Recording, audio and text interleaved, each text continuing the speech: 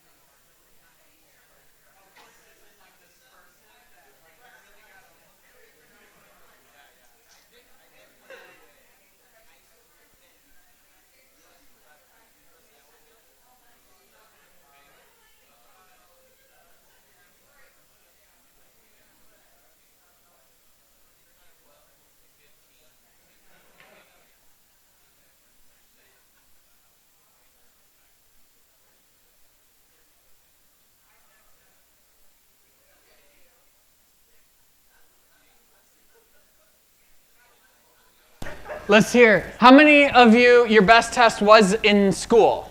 It was in school. Yeah? How many was not in school? Labor, right? That's what everyone heard you. What was it? What subject? Let's hear it. Physics. Psychology. Anyone else brave enough to say? The sit and reach test. Oh! That brings me back. I have not thought about the sit and reach test in 20 years. That is good. Okay, so test. Life is all about tests. And when you see the Christmas tree, or the Christmas tree, whatever Christmas tree you see, I want you to think test. I was so excited about this Christmas, December series because I thought we could do a series all on trees. I heard this thing. I did some research. I heard, if you're familiar with Bible Project, there is so much in the Bible about trees. And so we're going to unpack it. So it's called Old Christmas Tree is our series. And the first thing we're going to talk about, the first image, the first idea, theme that comes to mind when you think of the Christmas tree, think of the test. And you might be familiar, if you're familiar with some of the story of the Bible. If you're not, I'll tell you, don't worry. In Genesis, we have God putting the humans in a garden. This is the very, very beginning. The first pages of the Bible, humans are put in the garden, and there are two trees. One tree is the tree of life. You eat from that tree, you get life. Great. The other tree is the tree of the knowledge of good and evil. You eat from that tree, you die. Don't eat from that tree. One thing, you can eat from any other tree, but those are the two big ones. One's really good, and one you don't eat from. And as I picture it in my mind is that the tree of life is in the middle of the garden, and the tree of the knowledge of good and evil is somewhere before you get to the middle. It's kind of like Walmart. The good stuff, the milk, is way in the back, and then you've got the cookies and stuff you're going to have to walk past. And Adam and Eve walked past the cookie aisle, and they gave in before they got to life. And so that tree was put in the garden by who? By God.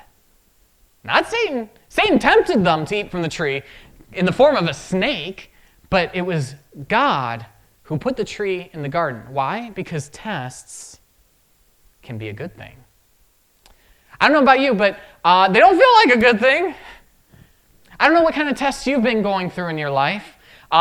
More recently, it was a test with technology, not having a projector. Maybe your tests are more on the positive side. Maybe you've been tested by a job opportunity, maybe a potential promotion or a new job, and it feels like a test because you're not sure what the right move is. This would be a lot of change to take on this new position. Maybe for you, you deal with some sort of health problems, an illness, a chronic pain, and your test is getting up in the morning and having hope every day. Maybe for you, your test is an addiction to porn, to sex, to drugs, to alcohol, to TikTok, whatever it may be.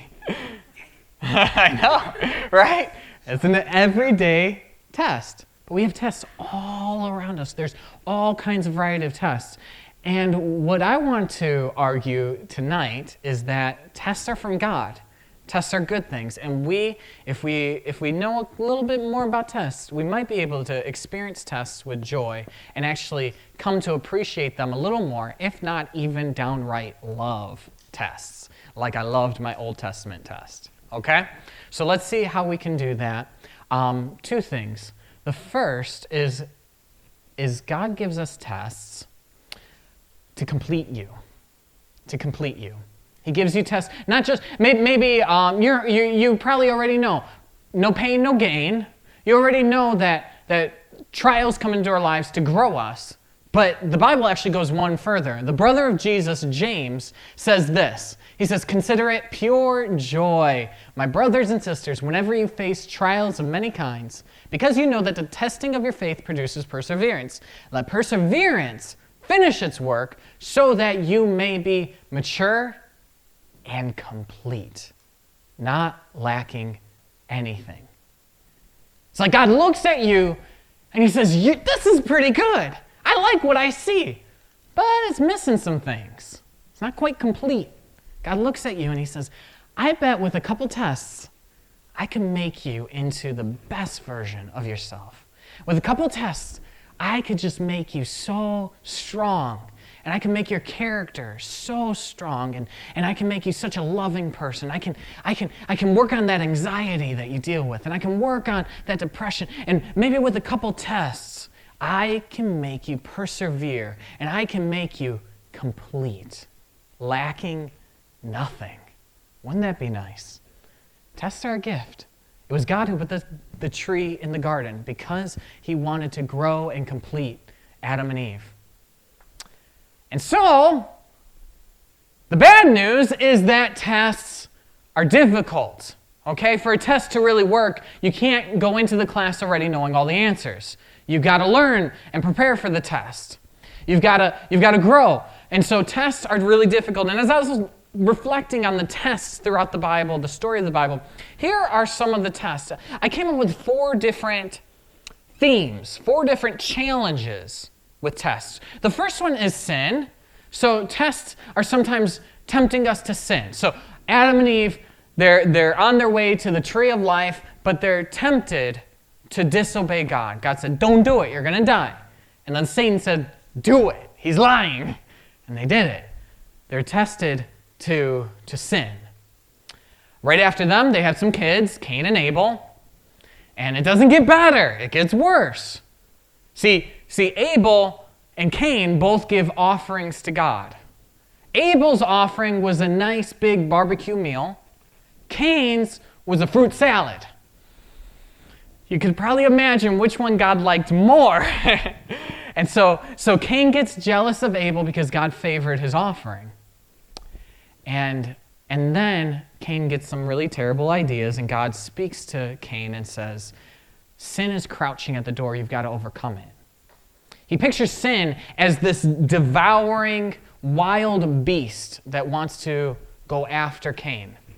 And so the idea here is that when we're tested by sin, it's like there's this impulse outside of us that is trying to get us to do something we know isn't the best, we know is going to hurt somebody else. So sin can really be a strong, powerful difficulty, challenge in our lives. Sometimes our tests involve scares. It could be scary. Like when Abraham was called by God to leave his hometown and his family and go to a new place that God was calling him to. This was the ancient world.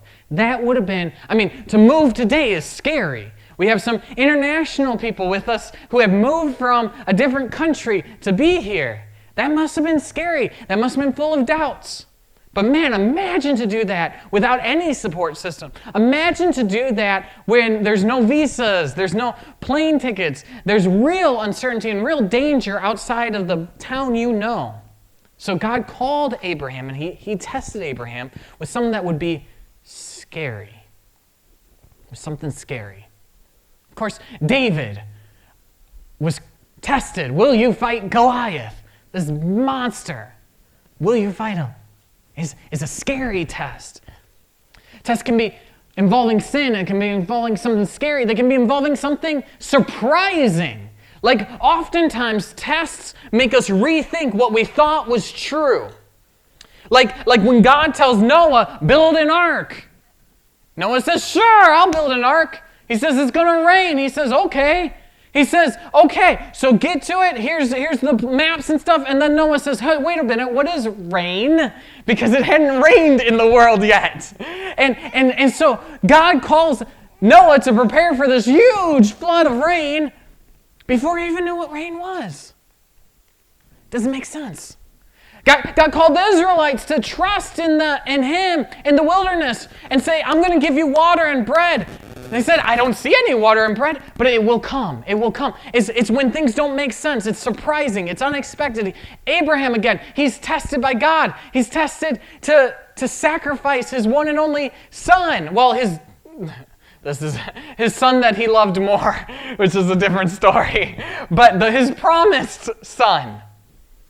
And of course, it's, God didn't actually mean it. He goes back. He never kills his son. But even that, the confusion of the story of sacrifice your son, doesn't make sense. Doesn't sound like God would tell me to do that. So God will sometimes surprise us with his tests. I think of one more surprise is I think of Peter, who was one of Jesus' main disciples. He was leading the church after Jesus rose again. And he believed that if you were going to be a Christian, you had to be a Jew. He was a devout Jew. Everything kind of wrapped around this, that Jesus was the Messiah, but the Jewish Messiah. And so if you were going to follow Jesus, you had to adopt Jewish tradition. Until he had a vision that said, no, you're wrong. You don't need to eat kosher food to be a Christian. And Peter was confronted with a belief that he had his whole life, that he knew for certain this was true, until he was told it was not. I don't know about you, but I've been tested with that before. Had tested to rethink something that I held really close to me. It could be a sin, could be scary, could be surprising, it could be suffering. We think of Job, who God has a bet with Satan, Satan says, if you take everything away from Job, he will reject you. The only reason that Job listens to you, the only reason Job loves you is because you've blessed him so much. And so God says, take everything but his life. And he did that. He took his children, he took his health, he took his abundance, everything. And Job, you read the story of Job, it goes on and on and on and on, and Job is complaining to God, and he's questioning God, and he's saying, if only I could have a moment with God, can I just have a meeting with God? And he's like, I don't even know if I want that, because he's God. Of course he's going to win any argument. He's the judge, jury, and executioner. This ain't fair, but I just want an ear with God. And it's so funny, when you read the story, you think, oh, he definitely didn't pass the test. That guy had a terrible attitude. He didn't do well. But the test was, would he turn from God? And Job actually passes the test. Not because he has this great attitude and he's constantly smiling through his grief and pain, but because he never turns from God. Even if it's to question him. He wants to lean in. He still wants God. So we are tested. And that means it's difficult. We're going to be tested with all kinds of difficulties in life. Variety of tests. But God tests us. And each one of the tests you see in the Bible, God is doing it to complete a person, to grow a person. There's another thing that strings all these tests together. As you look at story after story after story, there's something in common with all of them. And that's that God tests the people he loves. And this one may not seem true.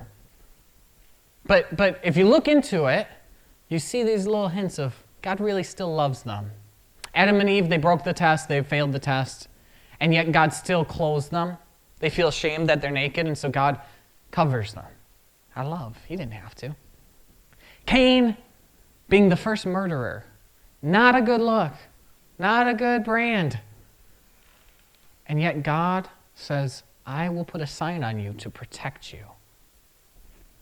God shows love to Cain.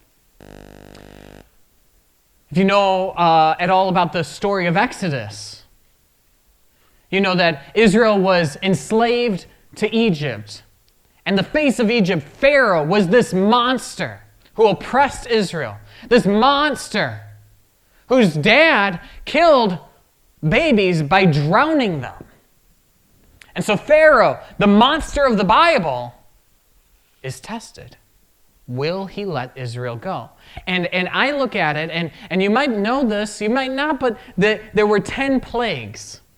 And you wonder, why 10 plagues? I think part of it was because God was giving Pharaoh 10 opportunities to change his mind. That even Pharaoh, even the worst snake in the Bible, was given grace, an opportunity to change. Even Pharaoh was shown love.